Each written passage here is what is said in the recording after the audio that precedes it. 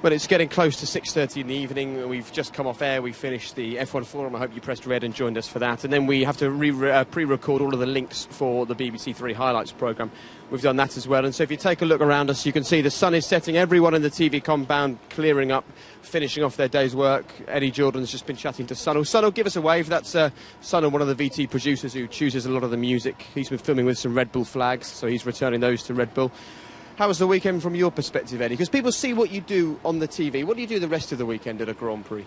Not much. Thank you. I'd like to put my own interpretation on this. I make him look good.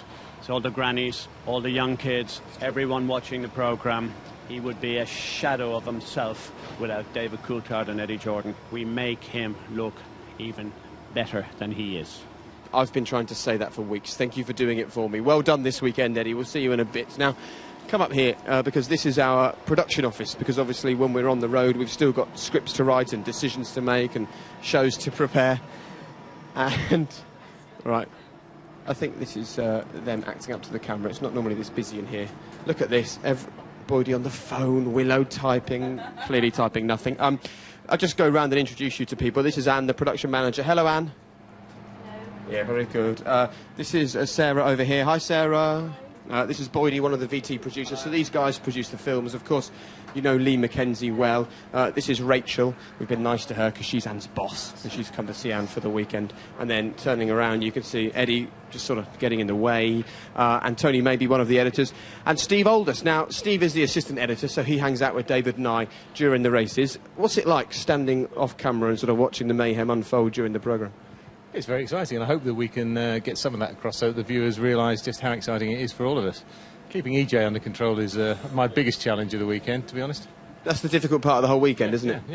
Yeah, and well done for saving me from that Toyota in Turkey. I'll never forget that. Long time ago. Long time ago, but still very grateful. Ironing board, you wouldn't have seen it, but David Coulthard was busy ironing his shirt for the show this morning, and the essential BBC Sport umbrellas that EJ was using to keep out of the sun during today's race. I'll bring you through here into our kitchen. Now, they say an army marches on its stomach. The BBC produce Formula One coverage on their stomach. 3 fridges. And woe betide the person that puts the meat in the salad fridge and the cheese in the meat fridge. Pete, who runs the kitchen, would be furious. Now, I want to show you what we normally have a lot of in here. It's been mainly eaten because we're at the end of a weekend.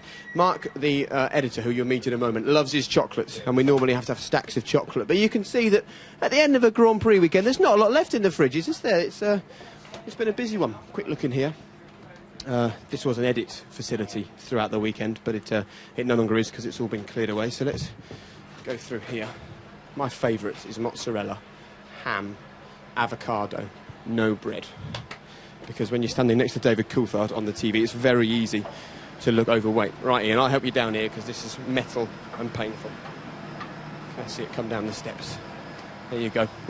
This truck comes with us throughout the whole of the European season. We get very fond of this. It's driven by a fantastic guy called Roger, who also holds the monitor in the pit lane. So you imagine, when we left the last race in Germany, we went home, saw our loved ones and things, don't go back any further. Roger got in this, drove it to Hungary, and then set it up for a few days. There's some really, really hard-working people, and they spend their time dealing with all of these cables and wires, and this is a great example of the kind of knowledge that people have when it comes to technical stuff. I won't unplug any of those. No, I was going to. And the director's just thanked me for not unplugging anything. Right, some more metal steps for you to work with, Ian, as we go into the gallery. And this is really the heart of the operation over a Grand Prix weekend. Hello. Hi.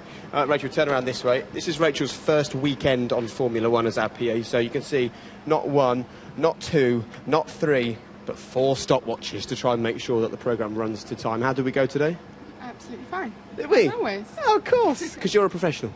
As are you. Thank you very much. Right, Mark Wilkin, the editor, the boss. I just have to say, you are brilliant. It's just amazing working with you, and thanks for your input all the time. You're amazing. You say some nice things, don't you? Yeah, that's because you are the boss. It's a pleasure working with you as well, because you can take instruction. You do what you're told some of the time. But not often. You ignore quite a lot of it, especially when I had to scream at you in Monaco, but hey. What was it like seeing Murray Walker open the show today? Because Mark, I know he only looks about 21 years old, but you worked with Murray, didn't you, sort of in the 80s and and you saw the professional side of how to present Formula One before I came along. Yeah, no, we were doing it properly back from 89 through to 96. I worked on the show with Murray and James Hunt initially, and then Jonathan Palmer. And yeah, it was a lot of fun. We only made 5 minutes of telly a week in those days. We have to make about, 10 hours these days. How does this compare? F1 Forum, the website, we've got people embedded from the BBC website with us, all of these facilities. It is a world away from what people at home were getting from Formula One 20 years ago. Yeah, we never even showed qualifying back in those days. So I think what the BBC does with Formula One now is just magnificent. The support that BBC One has shown us with the airtime that we have, obviously the resources we have out here with edit suites and trucks and offices with kitchens in and all that stuff is fantastic. I think we produce a decent show for everyone to watch, and the audience figures show that they like what we do. Brilliant. Getting the plug in for the decent audience figures. Well done, Mark. It's all down to you. Richard Carr, the editor, I mainly hear things from him like... stand by, cue. No. It's not. It's like, stand by, cue! Go on, give us a real impression of how loud you are in the gallery. Stand by! No! Can you hear me, Jake? Jake! And the answer is normally no, because something's gone wrong with my talkback. It's hard to see, but take a look in there. You'll see our wonderful soundman, Andy. Hi, Andy. Give us a wave. He has the hardest job in this place because there are so many RF frequencies and things like that that the teams stick up in the pit lane, and we have to work around those. So this is the gallery. Richard's the director. He controls all of the vision, so he directs all of the different cameras. If you take a look on the screens in front of Richard, you can see Ian, and Ian is the cameraman at the moment. And it says Ian on there because that's his name, and then all of the different feeds that come in. So you think we're on air for 5 hours, and that is the room controlling really what you see at home, and this is the room that controls producing all of that stuff. This is what we call the edit area. Let's just have a little look at the kind of thing that goes on in here. We've got screens and technical stuff. I'm sure someone much better placed than me can tell you about it. Claire Foister. Claire, what's your job at the weekends? I am a logger and researcher, so I watch everything we film and all the practice sessions, and I write down where the good bits are for producing the features. And you used to work for Force India? I did indeed, yes. Aerodynamics. How does this compare? A lot more fun. Are you sure? Yes, really. Yeah, I'm not convinced. Right, let's make our way out here. And we're running out of time very slightly. Oh, this man in here deserves a mention. How many years have you been involved in Formula One? This is my 14th season. And it's also my last race today, so that's... So you don't need this anymore, do you? I keep them. I keep quite a lot of them. Let's just share the photograph. Look at that. That must be at least 20 years old. So, Dave, you probably used that when you first started in F1. But congratulations, 14 years working on the road and not doing it anymore because this truck is being decommissioned after this race. This is the last Grand Prix. The truck isn't being decommissioned, still working on, but no more Grand Prix for it. OK, well, thank you for all your sterling efforts, and I will leave you with that because that's a memento of your last race. And back out here and down the steps one last time, Ian, just to really make sure that you've had a good workout. And just have a little look over there. Those are the guys who are responsible for the satellite, because obviously without a satellite sending all the information back to the UK, we wouldn't be able to produce anything. So those are our little homes for Grand Prix weekend. Lee McKenzie giving me a little wave through the office window. That's nice, Lee. We're a very happy bunch, really.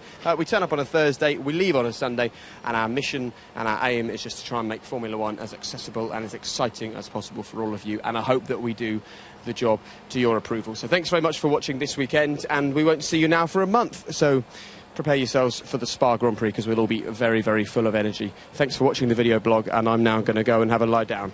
Bye-bye, Ian. Bye, Sam.